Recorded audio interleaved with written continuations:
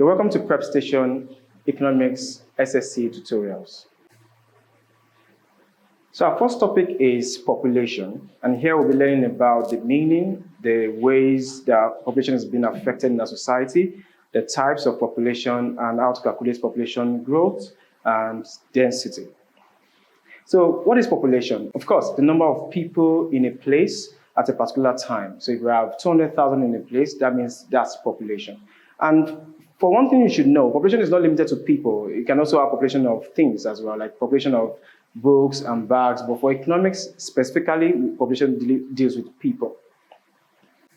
So what are the factors that affect the number of people we have in one place? Number one is the birth rate.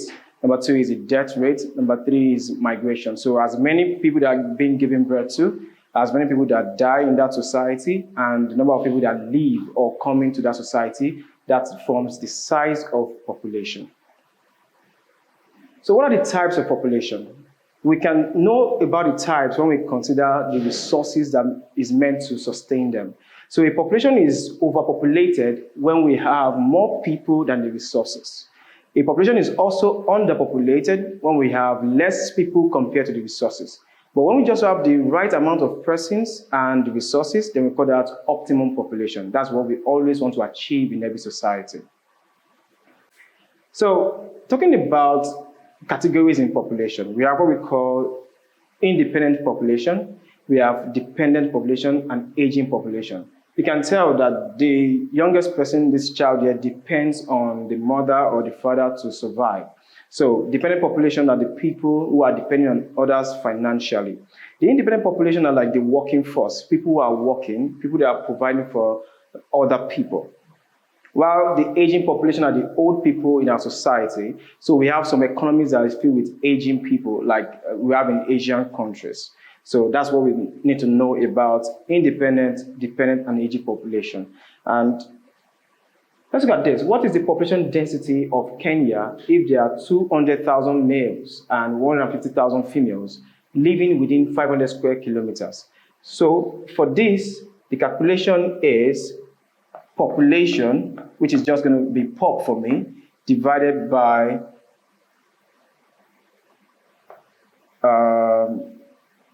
area. Yes, population divided by area. That is where those people are staying. So how many people are there? We have 200,000 males and we have 150,000 females. That simply means if you add them up, that will be 350,000 people. And we have them living in 500 square kilometers of an area. So if we divide this, then the answer to this will be 5 into 5 is 7. That will be 700. So that simply means that the population density for this place, Kenya, is 700, which means we have 700 people per square kilometers.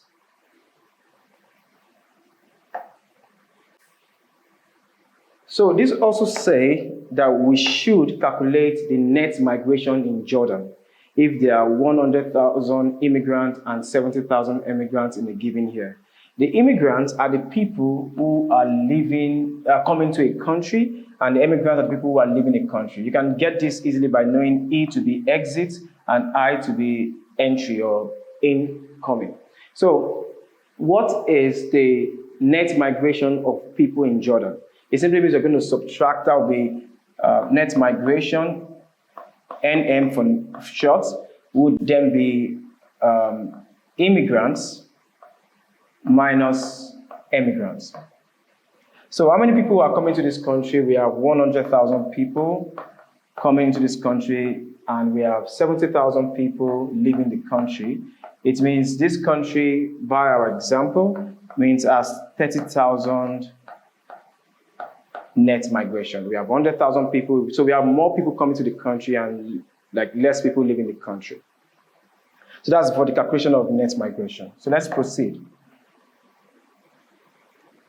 So what is the rate of population growth for Compton if there are 25 million births and 15 million deaths, 10 million immigrants and 6 million immigrants? So we're trying to find out the robust idea of the number of people in this space.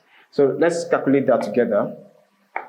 The formula for this is, let's just write rate of population growth, like RPG. Some people call it population growth rate, that's PGR. So let's just go with rate of population growth, and that equals birth rates minus death rates plus net migration. Do not forget, we've solved net migration in the early hours of this lesson. So we have, that would be immigrants and emigrants. That's what we do for net migration. So what is our birth rate here? We have, how many people are giving birth to in this country? We have 25 million people. And how many people have died so far? We have 15 million people. Of course, what is our net migration? That is immigrants minus emigrants. That's 10 million minus 6 million people. And the answer to this would be 25 minus 15 plus 10 minus 6 will give us 4 million. And if you add this up, 25 minus 15 will give us, that's 10 million plus 4 million. Therefore, this is 14 million. So the rate of population growth in this space is 14 million. Very good. So we're done with that. Now let's get our questions, our past questions, the MCQs, the objective questions. So I would read out the question. I expect you to try and answer it very fast before I show you the answer to the question. So if a country has a total population of 50 million people and a land area of 2 million square kilometers, what is its population density? So if you work that out the way we did earlier, I showed you, then you find out the answer would be 25 people per square kilometer. Okay, let's go to the next question. Number 2, which of the following factors directly affects the size of a population, the number of people in that society or in that economy? So A says birth rate, death rate, and migration, climate change and natural disasters, industrialization and urbanization, and the level of education and employment rates in that space. And of course, the answer to this one is birth rate, death rate, and migration. And that's what we use to calculate our rate of population growth. Number 3, which of the following is a major challenge of an aging population? Don't forget, aging population has to do with people that are elderly in society. So what among these factors is a major challenge for these people if you identify them in your society?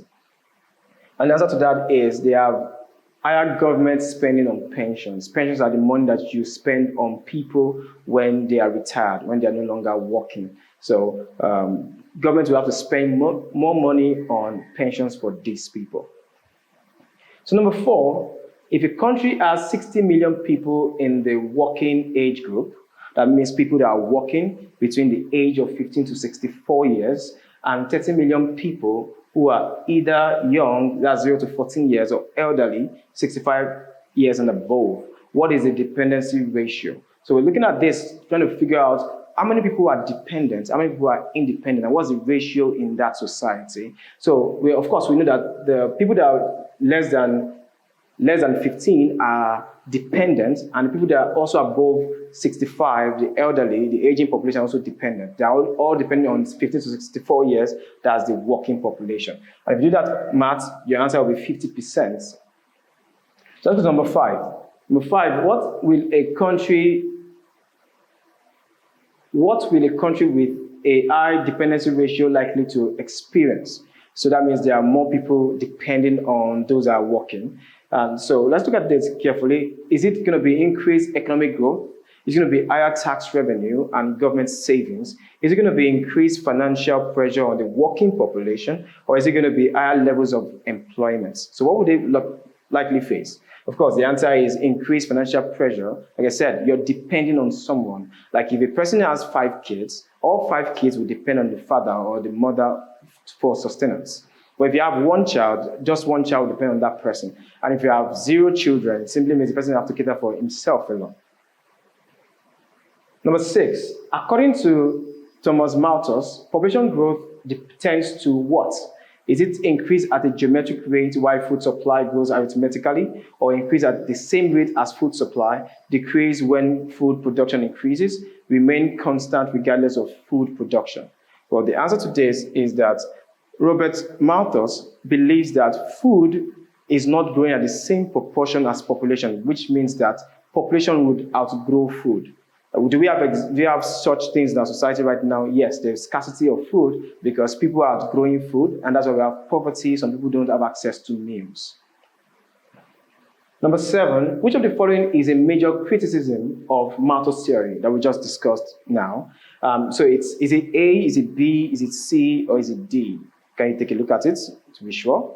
Well, the answer to this, it's A, it underestimates the ability of technology. So one of the things Malthus was saying is that in the near future, there will be too many people in the society or in the economy or on earth, and there won't be enough food to sustain them. And he says it's going to lead to what we call the Malthus catastrophe or the Malthus crisis.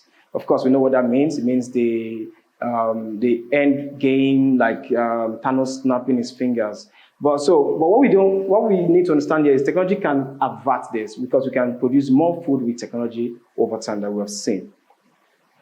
Number 8, if a country's birth rate is 30 per 1,000 people and its death rate is 10 per 1,000 people, what is its natural population growth rate? So the answer to that is 2% because it's just 30 to 1,000 people and we have 10 to 1,000 people. So in every 1,000 people, 10 people give birth. In every 1,000 people, 30 people give birth and 10 people actually die. Very good. So number 9 question says, which of the following factors is most likely to reduce the birth rate in a country, reduce the number of babies we have in that country? So number 1 is improved healthcare services. Number 2 is increased employment opportunities for women. C is high levels of migration, people live in the country, and we have decrease in life expectancy, how long people are expected to live in that society. So if you look at this carefully, which of them can actually change or influence how many babies are given birth to in a country? So of course, the answer would definitely be B, because if more women work, then they would have less children because there are consequences for having a child. You need to take care of the child, you need to take a maternity leave and other benefits. So let's go to the last question on this topic. It says, which of the following is a major consequence of overpopulation? Don't forget what I told you earlier. Overpopulation is when we have more people than the resources in society. So in your room, for example, if you have like 20 people in your room, that's not conducive. So is it going to be A, is it going to be B, C, or D? What do you think the answer would be? I've taken a wild guess already, and the answer is C, higher levels of unemployment and poverty. So if you have more people in the country, it simply means that we're going to have more people who are unemployed, we're going to have more people who are actually poor, living below their normal means. We're going to take a break now, and then when we come back, we'll go to a new topic.